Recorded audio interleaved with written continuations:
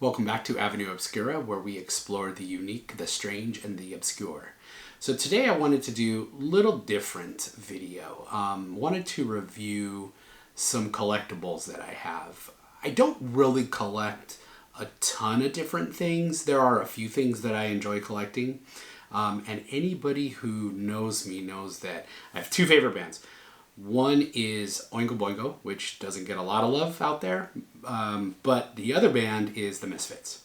So when I saw that Super 7, the collectibles company, had a line of Misfits action figures, they're reactions, based on different aspects of the Misfits. Some are based on the songs, some are based on different albums, and some are just kind of original, based on the concept art of the Crimson Ghost mascot. When I saw that the Super 7 had those, that was something that I knew I had to get. Some of these I got at the Frankenstein's collectible show. Some of you from Southern California would probably know them, which I'll be doing a video on that place pretty soon. It's actually now open again after lockdown. And some of them I got directly off their website. So I will put a link down to their website in the description box as well, in case you want to check these figures out. So the first figure I have is not based on anything specifically. It's just a glow-in-the-dark Crimson Ghost. This figure I actually got at PowerCon. So anybody who's familiar with PowerCon, it's a Masters of the Universe collectible show, but Super 7 does a lot of Masters of the Universe collectibles, and so they had a lot of their other figures down there. RIP to PowerCon, by the way, this year, of course, along with most of the other things and the other conventions, it got canceled, but maybe next year we can go down there and do some video down there. So this one was, as far as I know, it was an exclusive. Maybe they sold it on their website at one time, but now I've checked their website and it's no longer on there. So you can probably still find this one online for a little bit more than I paid for retail. All of these figures that I have today cost between $15 and $18, depending on where you get them. Some of the collectible shows are a little bit more, or if you got them at like a toy store, they're going to be a little bit more. I believe on the Super 7 website, they're $15 plus shipping. So this one I can't find anymore on the website, but you could probably find it on Amazon or eBay. It might run a little bit more, but this is actually one of my favorites. I just like the uniqueness of it. It's a glow in the dark. Like I said, it's not really based on anything specific, but it's a really, really cool, really unique one. And I guess it's the most rarest one that I have now. So the next few that I'd like to show you are actually based on different songs or singles from the Misfits. So we have Bullet. So you got the Crimson Skull with the blood splatters to kind of go along with the art of Kennedy assassination, which is really, really cool. I don't know this. I know you can see this online or get this on Spotify or something as a single. I don't know if it was ever released as a single. I'm kind of thinking probably not, but let me know, correct me if I'm wrong on that one. The next one here is for horror business. This one is red and a translucent yellow, which I think is really, really cool. Really unique looking. The neat thing about the actual figures themselves is they are modeled to look like the album cover or the art itself. So I think that's really, really neat. Probably one of the two most iconic songs from the Misfits, Die Die My Darling. Anybody familiar with the Misfits is really familiar with this cover art that's on a lot of their t-shirts, stickers, a lot of memorabilia you can get from the Misfits. And the Crimson Ghost is black and purple, of course, to match the artwork. And then probably one of their signature songs that a lot of people would know is the Halloween. So again, to sort of match the art, you got the translucent orange, Crimson Ghost. So those are the 4, I guess I would say, singles, Misfits action figures. There are some figures on the website that are just different versions of the Crimson Ghost itself. There's like a crimson one, there's a black one, a couple of different colors. I didn't pick any of those up just because I felt they were just a little bit more generic. Maybe one day I'll get them. Kind of hoping they bring out a couple more. As you see, I'll show you now the album-based figures, but they don't have all the albums. So afterwards, I'll talk about which ones I'd like to see also. So the next one is all based on, there's 3 of them, all based on the Walk Among Us album.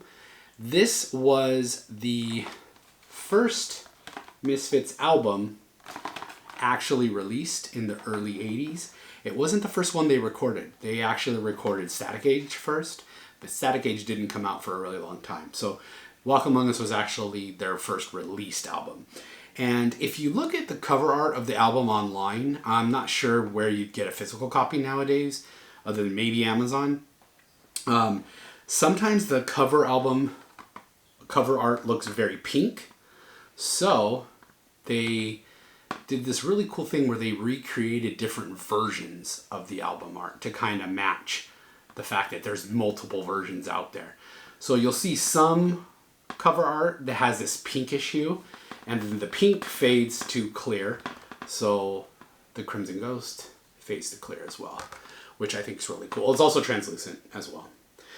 But also, if you look online, you'll also see that there's kind of a more bluish purple. So they did a version based on that as well. So it's a really translucent purple, a little bit lighter purple, and fades to clear as well. Now this next one, what I thought was kind of cool, is you'll see this version of the cover art a lot. The kind of bluish fade, but with the green lettering in the Misfits logo. So they actually did a concept on that where they did a green Crimson Ghost. There's no green version of this album cover, but in a lot of the versions it has green lettering. So they did the translucent green, fade to clear, which I think is really cool. This was the first Misfits album that I personally bought. It's not my favorite, I would probably say. It's up there, but it was the first one that I bought. So I like the fact that they did multiple versions of this figure. Of course, this album has, Nike A Go-Go on there. Some of the big classics on there. Nike Go was probably my favorite song on there. So those are all the Walk Among Us covers. And then the next one that actually came out, this album came out in 1983, I believe. And this is Earth AD. Now, this follows the cover art of the album. It's always purple and green. So they did solid purple for the robes of the ghost with green hints on the face, which I think is a really, really cool concept. Concept-wise, this is one of my favorites. I like it. I like the mix of the green and purple. This is probably the Misfits' heaviest album, where they have songs like Death Comes Ripping, Green Hell. Fastest, hardest album they put out. Really, this was their second and their last album they put out before they broke up in 1984 or 85. So really, when they were together, they really only put out 2 albums. Walk Among Us and Earth AD. Those were really the only albums they put out, but they recorded so much material in the studios that they had meant to put out, but they just didn't get a chance to do it till later because as many of you Misfits fans probably know, after they broke up, there was big legal battles between Danzig and Jerry Only on who was going to get to use the name, who was going to get to use the logos, the rights to the royalties from all the music. So those were the two albums that they actually released originally when they were together. Now, they did a follow-up in 1985 after they broke up, and this is really a compilation album of some songs that they had recorded in the studio but didn't release, and a couple of the songs from Earth AD and Walk Among Us, which is Legacy of Brutality. This album came out in 1985, post-breakup. I don't know who released it. I'm not sure if it was Danzig or Jerry Only, or if they came to some kind of a agreement on that. But again, because you have the red and the silver and the black, same concept on the Crimson Ghost. Black robes, red accents on the face. I like this figure, although it's probably one of my least favorites just because it's kind of the most plain one. But still one I had to have in the collection because I really wanted to get them all. So after Legacy of Brutality came out, they actually released two other compilation albums in the, I want to say it was either the very late 80s or the very early 90s, or it might have spilled into both. The Collection Volume 1 and Volume 2. The Collection Volume 1 was just called The Misfits at the time, and then the Collection Volume 2 came out, so they kind of backtracked and renamed it the Volume 1 and Volume 2. So, the Volume 1, it's got the black and yellow with the red logo. So on the figure, the cool thing is this is how the album looks, and has this looks like paint splotches on the skull. So they recreated that on the Crimson Ghost. They have the black paint splotches on the yellow robes with black accents on the face. Basically, the face looks like the logo on the album. This album put together a lot of their unreleased stuff, and a lot of their just compilations from the last albums they had put out. And then the Collection Volume 2. Now, for some reason, I really like this one. Even though it's kind of plain, it's just brown. But, I don't know. For some reason, I think it looks really cool. They just have the darker brown robes and the lighter brown skull. Basically just like the logo there.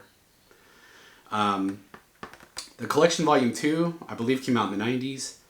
And this one had the song Halloween on it, right? Halloween, I believe, had released on a different album that came out a little earlier. But this album also had Halloween Volume 2, which is not as popular as the original Halloween.